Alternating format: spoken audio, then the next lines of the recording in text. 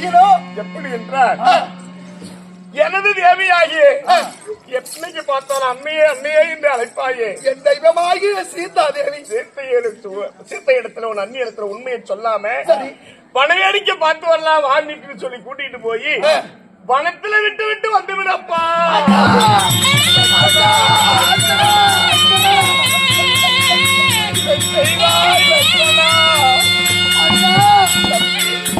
அந்த மண்ணா பேச்சு கேட்டு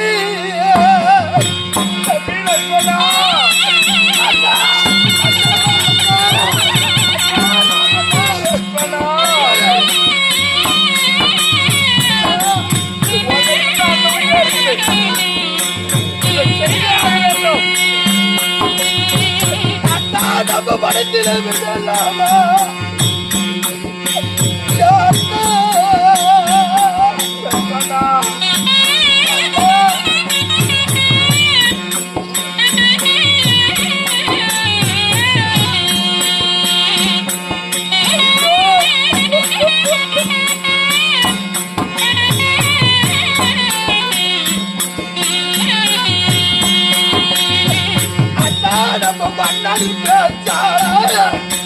நம்ம படத்தில் விடலாமா?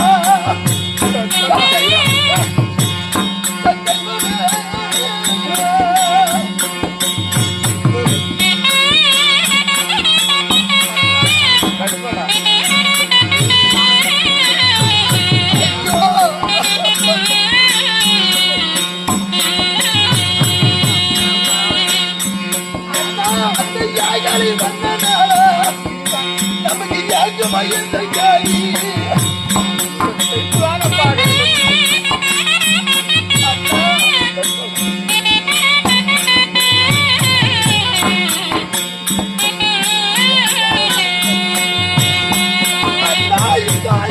மன்னல நம்ம அவதூறம் பேசும் மன்னா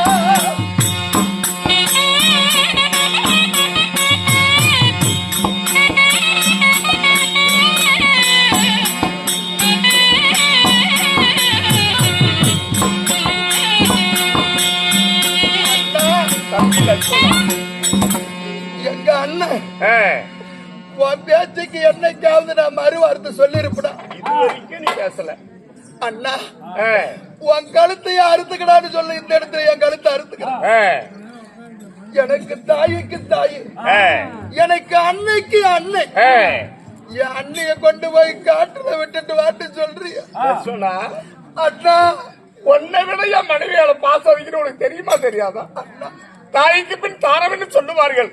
என்னைக்கு மாலையிட்டு சீதாதேவியை நான் கைப்பிடித்தோம் அன்னைக்கே தாய்மார்களை மறந்து தாரவே பெருன்னு சொல்லி நான் வாழ்ந்து வரக்கூடியவன். தாயை மறந்தாலும் தாரத்தை மறக்க மாட்டேன். நாவசம்தான் நாடகம் சொல்லுவாங்க. இன்னைக்கு வண்ணாங்குடத்துல பேசுது, நாளைக்கு அயோத்திக்கு தெரியும். அயோத்திக்கு தெரிந்தா இந்த 55 தேசத்துக்கு தெரிஞ்சவங்க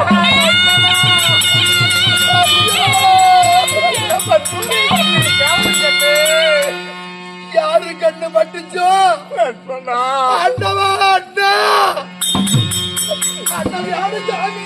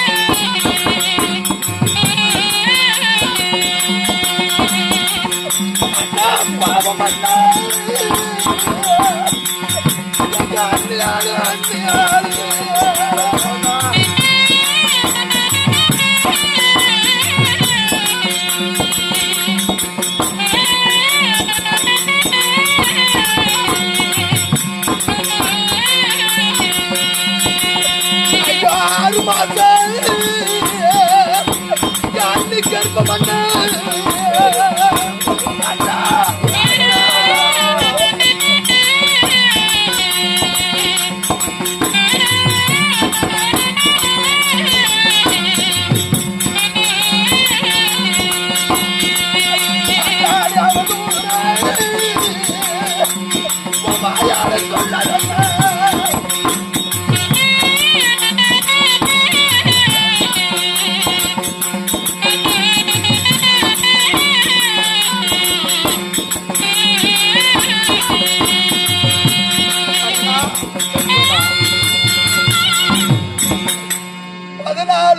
நம்ம கானகத்துக்கு போனோம். சரிப்பா.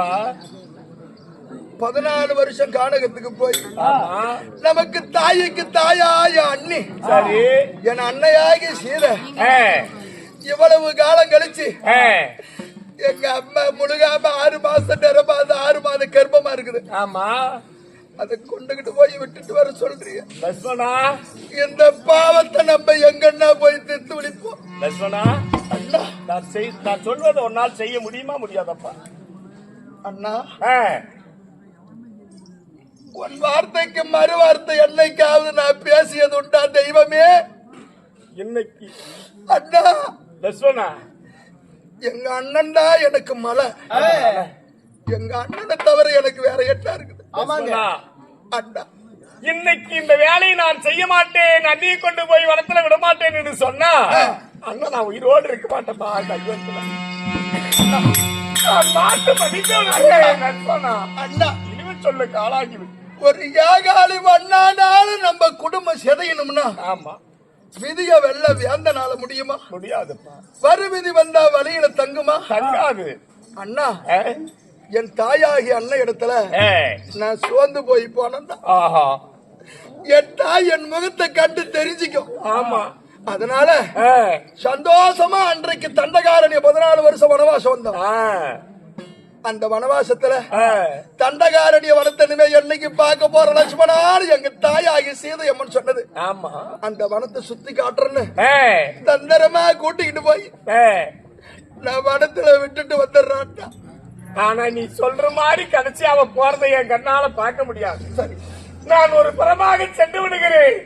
அண்ணன் சொல்லி விட்டார், வாணி வா அண்ணி வனத்துக்கு அழகு பார்த்துட்டு வரலான்னு கூட்டிட்டு போய் உண்மையை சொல்லாத விட்டு விட்டு வந்து விடுது லட்சுமணா.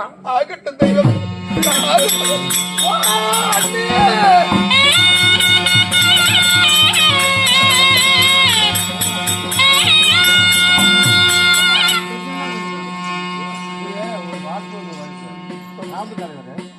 சாம்பு தலைவர் நமக்கு நல்ல பிரபலமா இருந்தாரு.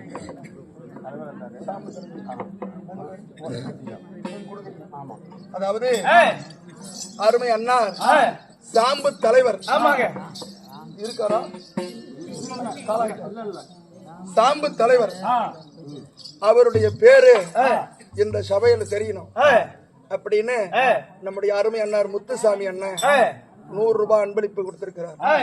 அவருடைய குடும்பம் எந்த முகமானாலும் தங்க முகமாகி அந்த சாம்பு தலைவர் அண்ணார் அவர் கூட துணை இருந்து சீரு சிறப்போட நோயற்ற வாழ்வு குறைவற்ற செல்வத்தோட நீடூடி வாழ்ந்திருக்கிறது. அதனால என் தெய்வமாகி என் அண்ணியிடம் போனா எங்க அண்ணி கிட்ட எதுவும் சொல்லிடாத. நான் எதுவும் சொல்ல சாமி. ஓ அண்ணி, ஓ அண்ணி யாரா? அண்ணி யாரு?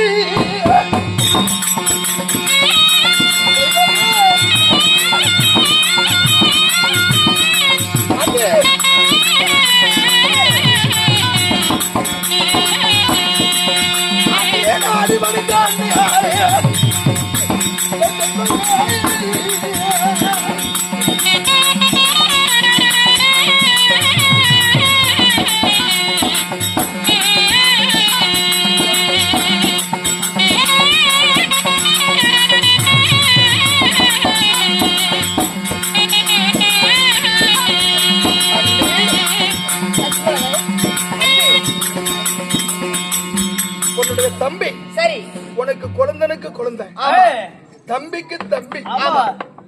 என் தெய்வமாகி லட்சுமணன், என் தெய்வமாகி சீதை அம்மனுடைய பாதத்திலே கோடான கோடி வந்தன செய்தி. அப்படியா அண்ணே, என்னுடைய பாதார விந்தக மலர்களை சேவித்தபடினால் என்றென்று சீரம் சிறப்போடும் செல்வ சிலைப்போடும் வாழ்ந்திருப்பாள் தாயே. அப்படி இருந்தாலும் உங்களிடத்திலே நீ அன்று ஒரு நாள் என்னிடத்துல கேட்டீங்க இல்லையா?